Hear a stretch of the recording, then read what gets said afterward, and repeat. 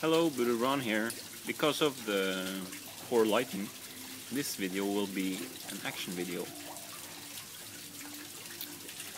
I'll teach you the first exercise of learning how to control our body. I will start with the concept called figure-8s. Figure-8s are the natural way of moving most joints of the body. Like here you have this hand. You see here is the wrist. The wrist is a ball joint. You see you can move the hand around and around like this.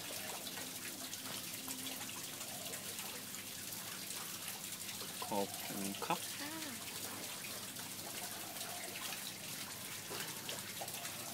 You have mostly ball joints in the body.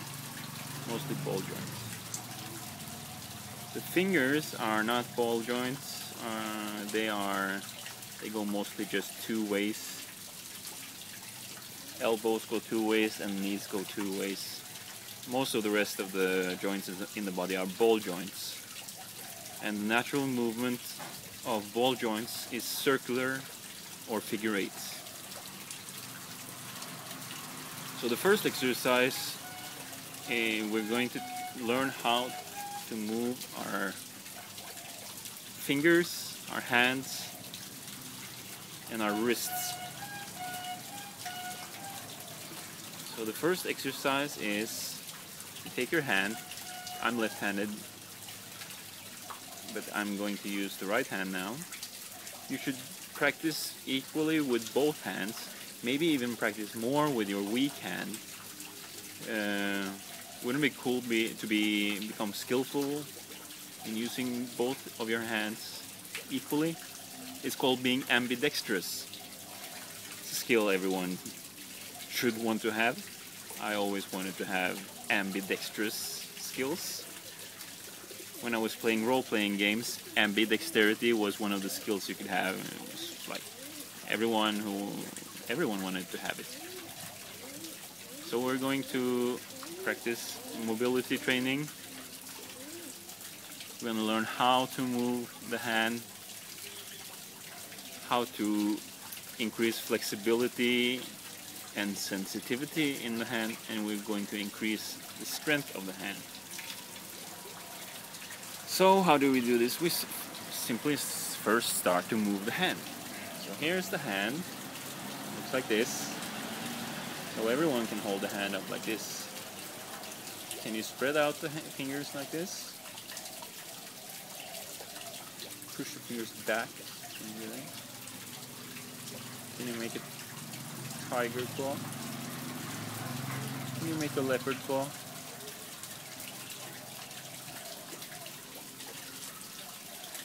Can you make a fist?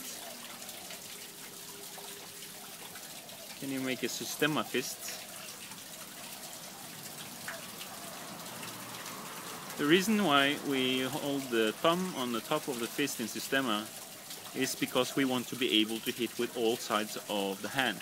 You see? You can hit with a hammer fist, you can hit with a back fist, you can even hit on soft spots with the protruding thumb there. Not so good at hitting hard points like bones, but it's really good for hitting pressure points. And we can of course hit with the knuckles, which should be these three or these three. If you ask me, other people may disagree. You can even open it up a little bit, and then you have your leopard fist there, and then you can hit with those ones or these ones, which would be like a digging hit. In Systema, hits doesn't have to be so hard. They are deep. It's the mass of the arm falling into the opponent. Just enough force to break his structure or make him lose his breath or something like that. You don't need, if you make a fist like this and try to hit yourself like in the trachea or in the, you can try to relax the arm and just let the arm fall into these different parts, and you will on the pressure points here where the two jaws connect. You can dig around a little bit until you feel some really good points behind the ear, temple. Of course, nose is great. But this is not a video about pressure points. This is a video about learning how to move your hand. So let's go back to that. You can make all these different fists. If you want to play guitar, some people have problems playing guitar. They do something like this, and then they cannot quite reach the distance between the bars. So what you do is you spread the fist out like that. Not out like this, but out like that. You like you're grabbing a ball, then you can widen the hand out quite a bit. And yeah, so should be able to make tiger claw. Should be able to move slowly when you learn how to move your fists. Can you like move one finger at a time?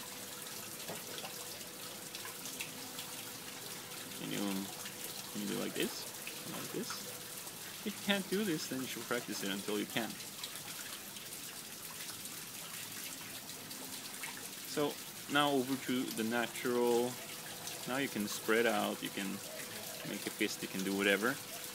Now the natural way to move the hand. This is a really great movement to learn because it's very good for self-defense. Like you start to move your hand in a figure-8 motion, leading with the thumb or leading with the little finger. We start leading with the thumb. So we make a figure-8 with the thumb. Like you draw an 8. See, it's like a figure-8 that's on the side, like an infinity sign. What a coincidence. Gonna run into a lot of infinity signs. So now I was using the whole of my hand. You can isolate it, and you can move just the wrists. You see, and you can try to make it like a smooth movement. First, you can make little figure-8s to warm up the joint. If you can't do this, you should really practice it until you can. If you can't use your own body to move and express yourself freely, then you're limiting yourself tremendously. Everyone can learn how to move the hand like this. There's really nothing to it except moving slowly, feeling the arm, feeling the hand moving. You can do it with leading with the little finger, like you draw a figure-8 with the little finger, and the rest of the hand just kind of follows. You can make small movements first to warm up the joint, and then you can make big movements where you max out how far you go back, and then you go half a rotation, and you max out how far you can go the other way, and then you finish the rotation the other way. And then when you do this, you increase the flexibility of the joint, of the wrists, and you increase the mobility of the hand, of the fingers, of the hand, of the wrists. Like you're teaching yourself how to move, and this is, well, you can imagine, could be a block this way, could be a block this way, could be a block this way or this way. Either way, it could also be a hit, because, okay, more about hits here. When you have the radius of the circle, like now I'm drawing a circle, and if you reduce the radius of the circle at the end, then you increase the velocity of the hand.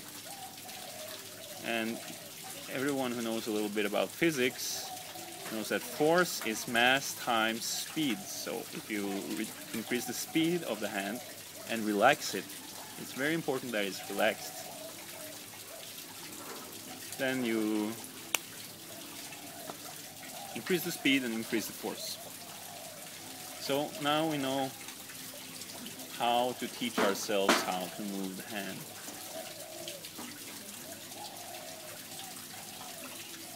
So once you know how to move like that with one hand, you do it with the other hand. When you know how to do it with the other hand, you do it with both hands. Some people think it's easy to like mirror. Do it like this. Do it slowly first until you get nice, good movement. Now I'm leading with the thumb. You can should be able to lead with both the thumb and the little finger. You see? You can do cool stuff. You can learn how to dance with this. This is kind of like Thai dancing.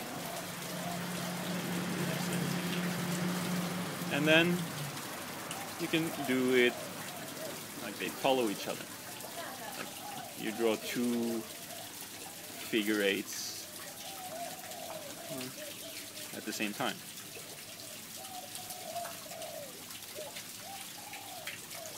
You can do this just with the wrists, or you can engage the stroller a little bit and make it bigger.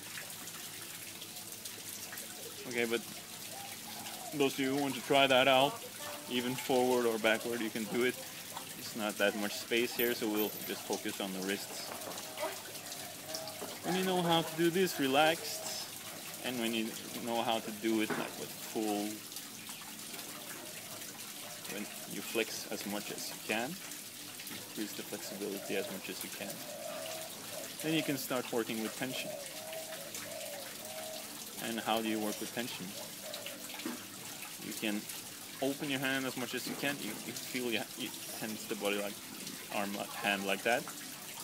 You can squeeze it as much as you can this way. Or you can open and close at the same time, which is something like this. See, I'm trying to open and close it at the same time.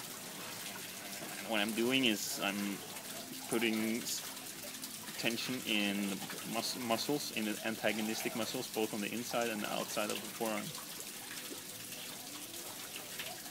So I can do this, and I can make figure-8s like with open and tension, with closed and tension, or with tiger claws and tension. Experiment with this by yourself. And it's not, you don't have to do this for a long time with tension before you really start to feel it in your forearms. In the beginning you will feel it very, very early on. What you're doing is you're strengthening the muscles, but also the tendons, and the tendons are the important thing to strengthen. That's where the real power lies.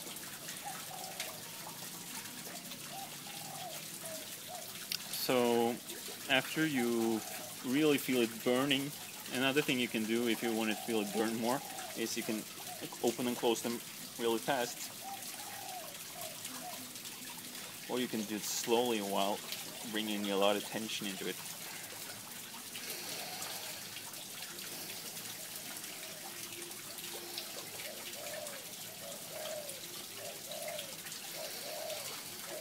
Now you heard me breathing. Of course, if you know anything about Systema, if you've watched some of my other clips, you'll know that the breath should be linked with the intention. You are intending to move, you are intending to breathe, and let the breath guide your motion, your movement. So, if I wasn't talking all the time, it would be something like this.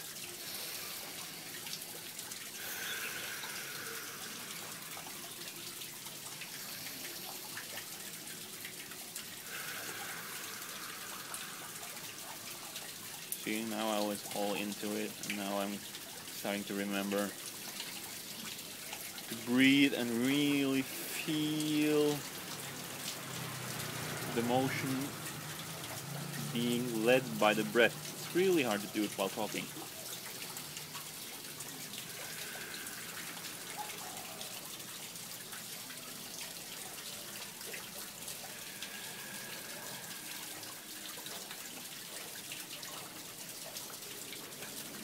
This is the real trick. If you keep your intention on the breath and the movement and attention on the movements and some persistence, do it for some time, it will really increase your skillfulness in moving your body.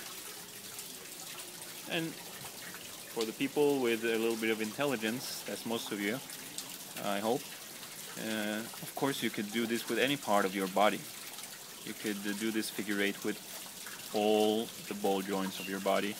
I'm going to make more clips later if you ask me to. But of course you could do a figure-8 with relaxation, with total, like you use the whole range of motion, leading with the back of the head like I did now, or with the cheek. Or with tension, like you tense your body and remember to breathe. So there. Now you just learned how to increase your sensitivity and mobility of your whole body. And leading with the breath, strengthening your tendons and your muscles, and helping nutrition go into the cells and the ligaments and helping the toxins go out. There are so many benefits to these exercises here. So I hope you will spend some time getting into these exercises, start exploring. Maybe you will try to hold something in your hand while doing it. Maybe a rope, maybe a stick. There's so many variations. But take some time, if you want my advice, you should do a little bit every day, like 10 minutes every day or more. It all depends on how good you want to be at moving your own body. So, this is Ron, signing off. Om Namo Buddhaya.